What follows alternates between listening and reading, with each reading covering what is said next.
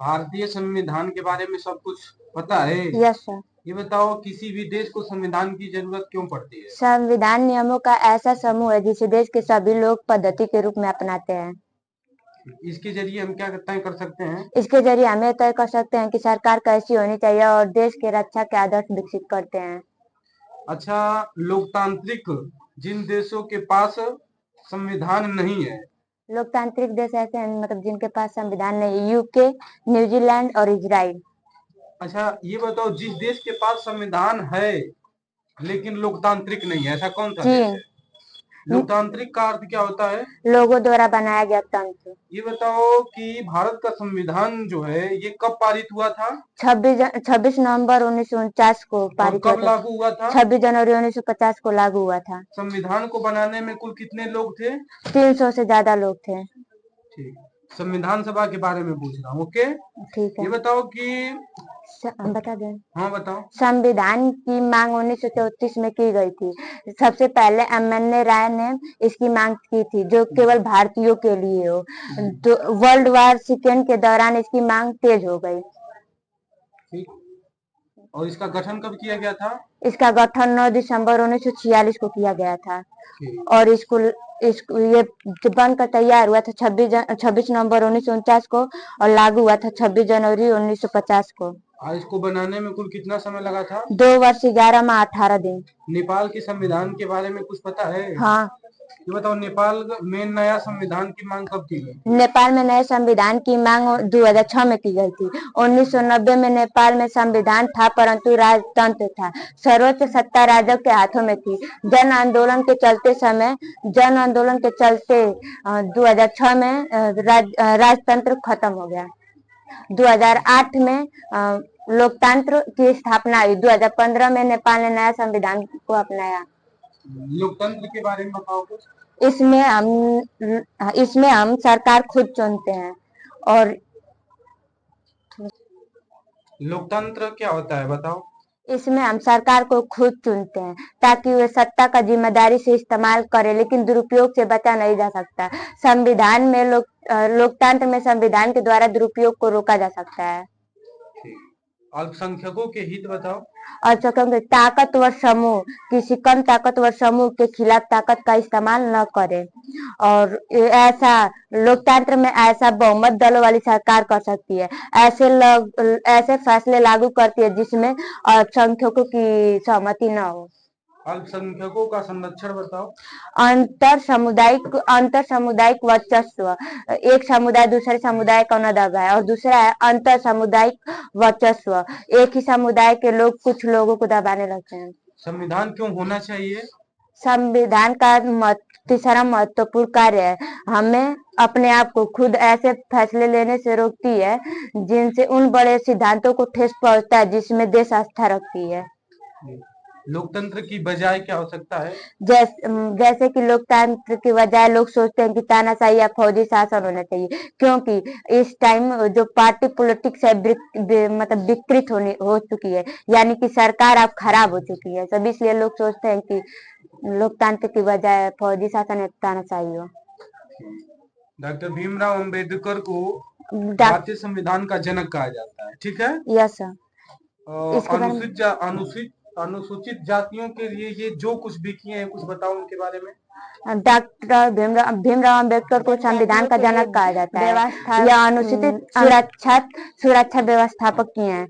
ये निर्डर था कि कानून तो बन गया लेकिन कानून का संचालन जब तक स्वहिंदुओं के हाथों में रहेगा तब तक अनुसूचित जनजातियों को खतरा रहेगा।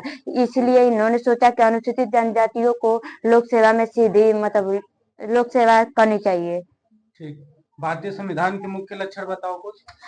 इसके संघवाद, संसदीय शासन पद्धति, मौलिक अधिकार, शक्तियों का बंटवारा और धर्मनिरपेक्षता। संघवाद के बारे में बताओ। देश में निम्न स्तरों पे सरकार का होना, जैसे केंद्र सरकार, प्रांतीय सरकार और स्थानीय पंचायत।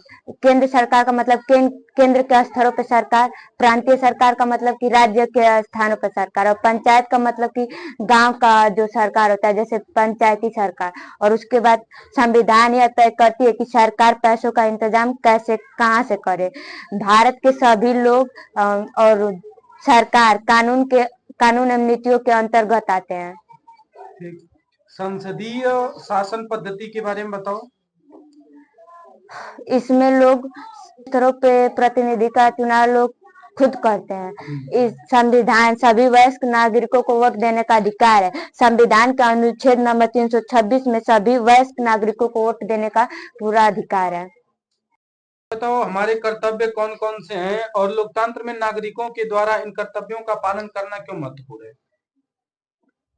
संविधान का पालन करना चाहिए, राष्ट्रीय ध्वज और राष्ट्रीय गान की सम्मान करना चाहिए और सम्मान करना चाहिए।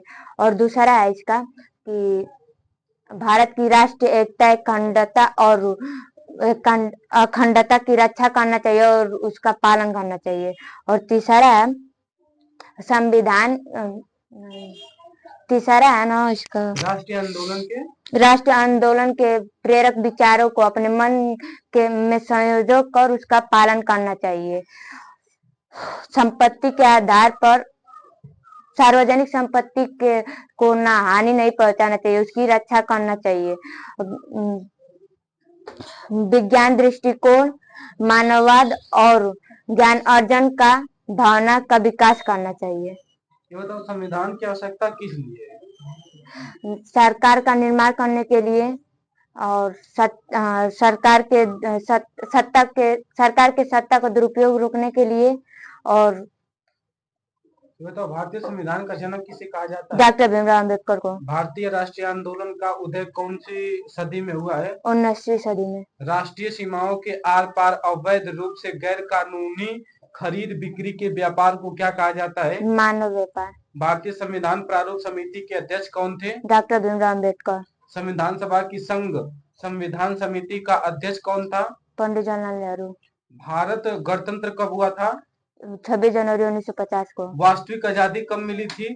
26 जनवरी 1950 को। भारतीय संविधान सभा की स्थापना कब हुई थी? 9 दिसंबर 1946 को। किसी देश का शासन चलाने के लिए आवश्यक मूलभूत नियमों के संग्रह को क्या कहा जाता है? संविधान। भारतीय संविधान सभा के अध्यक्ष कौन थे? डॉक्टर राजेंद्र प्रसाद। संविधान के अनुसार सरकार के कितने अंग हैं? 3। कौन कौन? कार्यपालिका, न्यायपालिका और विधायिका। भारतीय संविधान कब बनकर तैयार हुआ था? 26 नवंबर 1949 को। भारतीय संविधान कब लागू हुआ था? 26 जनवरी 1950 को। संविधान के निर्वाचन में कितना समय लगा था निर्माण में? 2 वर्ष 11 माह 18 दिन। भारतीय राष्ट्रीय कांग्रेस ने संविधान सभा के गठन की पहली बार मांग कब की थी? 1934 ईस्वी में। भारतीय संविधान सभा का प्रथम अधिवेशन कब हुआ था? 6 दिसंबर 1946 को संविधान की जरूरत क्यों पड़ती है? संविधान ऐसे आदर्शों को सूत्रबद्ध करता है जिसके आधार पर हम अपने देश को अपनी इच्छा और सपनों के अनुसार रख सकते हैं। और यह ऐसे नियम भी सुनिश्चित करता है ताकि कोई ताकतवर समूह किसी कम ताकतवर समूह के खिलाफ ताकत का इस्तेमाल न करे। और ये ऐसे नियम भी सुनिश्चित करता है ताकि सरकार के हाथों सत्ता का दुरुपयोग न हो। ये बताओ नेपाल की जनता ने एक नए संविधान को क्यों मांग की थी?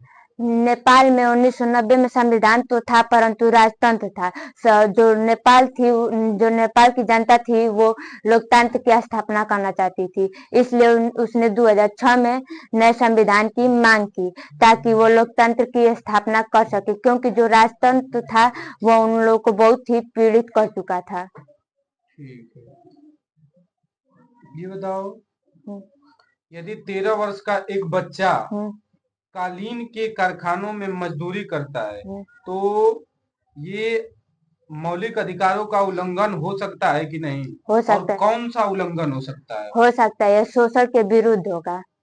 यदि किसी राज्य का कोई नेता दूसरे राज्य के लोगों को अपने राज्य में काम करने से रोकता है, ये कौन सा उल्लंघन हो सकता है? स्वतंत्रता का अधिकार। यदि किसी जन समूह को राजस्थान में तेलुगु माध्यम का स्कूल खोलने की अनुमति नहीं दी जाती है तो?